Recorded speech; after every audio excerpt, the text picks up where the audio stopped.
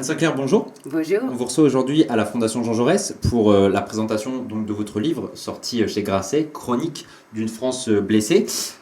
Chronique d'une France blessée, donc c'est le recueil de vos chroniques que vous avez écrites au cours des 18 derniers mois, donc qui vont de la crise grecque de juillet 2015 à, on va dire, le résultat de la primaire de la Belle Alliance populaire. Chronique d'une France blessée. Est-ce que c'est pas aussi, et peut-être surtout, la chronique d'une France instable, incertaine, ou en tout cas la chronique d'une France incertaine qui vit dans un monde instable, parce que vous ne parlez pas que de la France dans ce livre? Oui, et quand j'ai commencé, c'était plus de l'ordre de l'intuition que de l'analyse réelle. C'est au moment, en effet, de la crise grecque où je me suis dit que pour la première fois, j'avais le sentiment que l'Europe était en danger, était mise en jeu. Et on était loin du Brexit. À ce moment-là, il apparaissait évident que Trump ne serait jamais élu président des États-Unis, qu'en France, le quinquennat s'effritait et finissait par s'étioler, mais on n'avait aucune idée de ce qui allait se passer, ni d'ailleurs sur le plan des attentats. Et le jeu de mots, si j'ose dire, sur France blessée, ça vient un peu de là. La France a été blessée au cœur, mais elle est blessée aussi par une incapacité de la classe politique à entraîner les citoyens. Elle a été blessée par le fait que personne n'est capable d'incarner. Donc oui, parfaitement incertaine, et on ne savait pas, même pas jusqu'à quel point.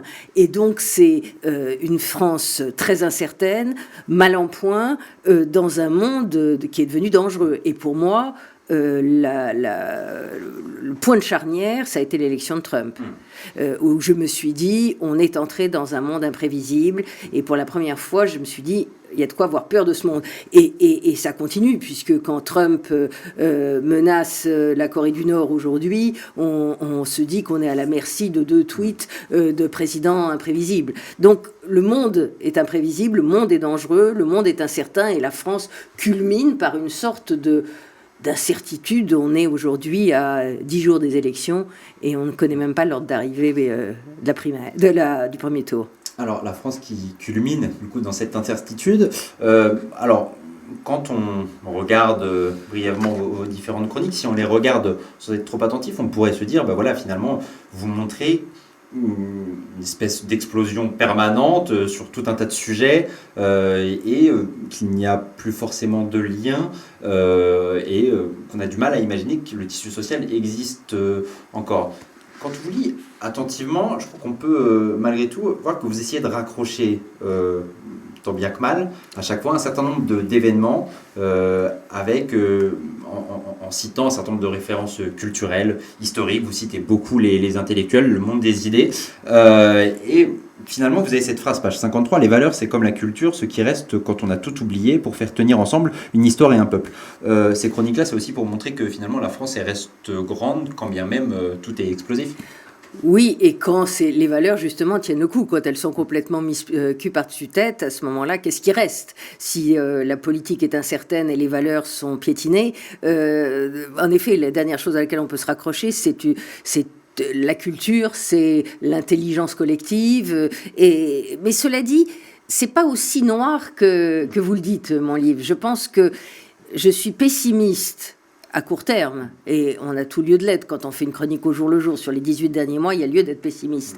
Mais à long terme, je pense que d'abord, une génération politique est en train de naître, et que ce soit Benoît Hamon ou Emmanuel Macron, ils en sont les représentants les plus évidents.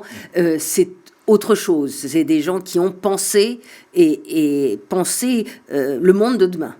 Et donc ça, c'est intéressant. La deuxième chose qui me semble extrêmement importante, et finalement, surtout pour ma génération qui n'était pas particulièrement sensible à l'écologie, parce que je suis plutôt d'une génération structurée par les idéologies et par la lutte des blocs, etc., ou socialisme contre le reste du monde. Mais en tout cas, même pour ma génération, on s'aperçoit que l'écologie, le climat, l'environnement, la façon dont on est, la façon dont on vit, la façon dont on meurt, la façon dont on se nourrit, la façon dont on soigne, sont aujourd'hui absolument indissociables de tout projet politique. Et ça, je crois que c'est une étape extrêmement nouvelle. C'est dû aussi à des nouvelles générations. Enfin, Mélenchon, c'est pas vraiment une nouvelle génération, mais il l'a mis intelligemment au cœur de son projet. Donc, c'est ça, je pense que c'est un acquis peut-être du monde de demain. Et puis, voilà, on est à 10 jours, il faut espérer que la raison l'emporte, et qu'on ne se dise pas, si tout se passe bien, c'est-à-dire pour moi, si Marine Le Pen n'est pas élue, si tout se passe bien, de dire « Ah, on l'a échappé belle » et qu'on ne revienne pas à business as usual, parce qu'à ce moment-là, on remet des sous dans le jukebox pour rejouer pour la prochaine fois. Alors, vous parlez de votre génération, vous dites que effectivement, votre livre n'est pas un livre uniquement pessimiste, vous venez de le montrer. Votre génération, et de par vos fonctions, vous avez quand même connu, je dirais, un certain nombre dans votre métier de journalisme, vous avez connu grandes heures peut-être d'un journalisme qui était peut-être un journaliste plus noble que celui d'aujourd'hui. Vous êtes volontairement critique, quand bien même vous êtes encore journaliste au HuffPost, et vous êtes volontairement critique dans ce livre-là sur une certaine pratique journalistique aujourd'hui, même face à une certaine pratique du politique et de la façon de faire de la politique. Vous citez beaucoup, d'anciens responsables politiques, vous citez beaucoup Michel Rocard notamment. Est-ce que le fait de faire ces chroniques-là et de tenir ces chroniques quotidiennes pour vous, c'est pas une façon, bon, finalement, intellectualiser un certain nombre de choses, ça permet de rendre moins désagréable ce qui pour vous est désagréable? D'abord, et puis c'était une façon, peut-être au terme d'une carrière, parce que ma carrière elle est plus derrière que devant, de retrouver de la liberté. Au fond, quand vous êtes en charge d'une émission, que vous interrogez les grands de ce monde, même si on connaît vos opinions politiques et tout le monde sait que je suis de gauche, et je l'ai toujours été, mais j'interrogeais des gens de droite avec une légitimité parce que j'essayais d'être honnête et qu'ils le reconnaissaient. Néanmoins, vous êtes tenu à une certaine réserve. Et là, pour la première fois de ma vie, je peux dire ce que je pense, que je ressens, à la fois de frustration, d'indignation, d'enthousiasme ou de jugement sur les uns et les autres.